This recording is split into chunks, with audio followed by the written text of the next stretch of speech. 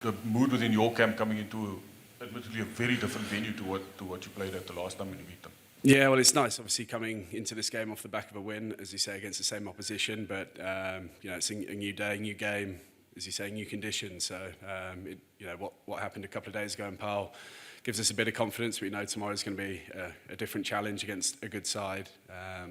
So we'll have to make some adjustments there. But yeah, certainly, that win came at a good time. Obviously, we needed to win, and as you say, we've been on a bit of a dodgy run. So I think the belief and confidence is back within the group.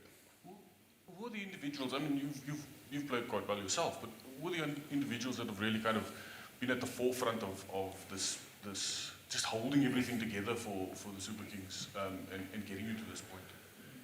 I think it's been contributions from pretty much the whole squad, or definitely the people that have played across the tournament so far. As you say, there's different people who've stood up at different times.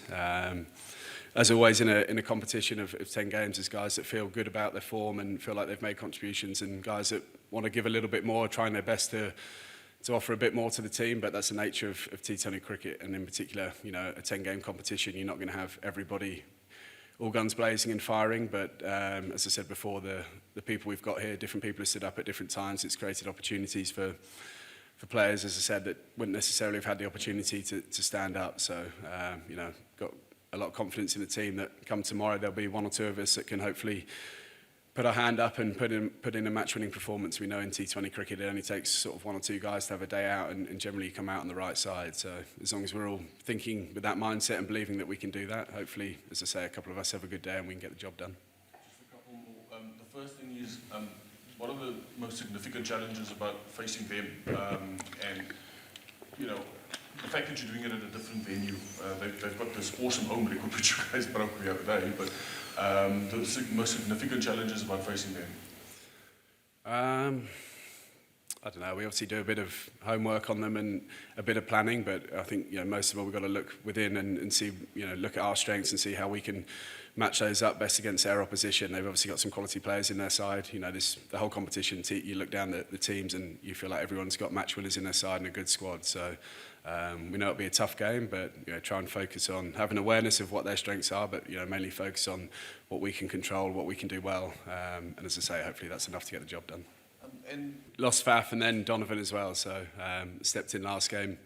Boys put in a really good performance in a must-win game. The attitude and the fight from the lads was amazing, and great to get the result and have the chance to progress in this competition tomorrow. Do you know what's Don's status? I mean, if you guys get through this, will he be able to play at all? I've got no idea, to be honest. I don't think so, but it's not my place to make that judgment. As far as I know, no. But it's with the medical team. How hard has this been for you guys? I mean, started the competition very well, kind of weather and all sorts of things happening in the middle, and then you're having to adjust now to a third captain, admittedly now. That's you. How hard has that been? What's been the big challenge there?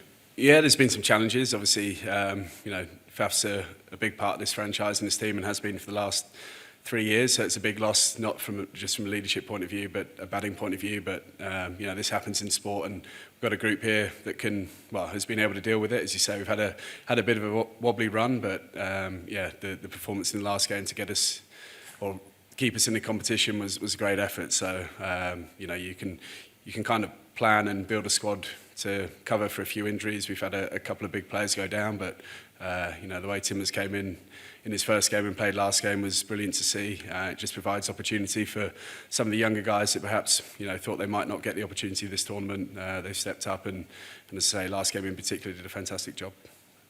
The processes of playing at this particular venue, fast outfield, high felt, ball flies, generally good picture.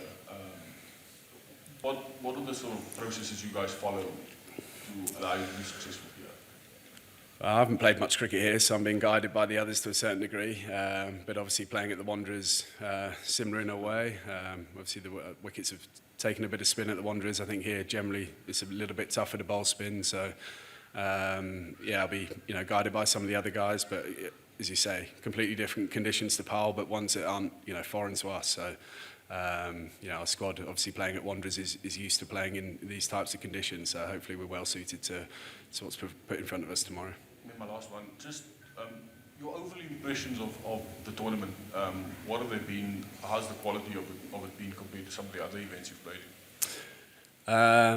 Well, first of all, I'm not a big one for comparing tournaments. I think they all have, pros and cons. I've absolutely loved my time here. It's been, seen it from a distance in the last couple of years, and it's looked great on TV with the crowds and everything. But coming here, it's even upper level from what I expected. The crowds have been awesome. We've got a great group of guys here, great backroom staff. The whole franchise has been awesome to be a part of, and I mean that. It's been a real pleasure and privilege to be here and part of this competition, and one hopefully going forward I can remain a part of.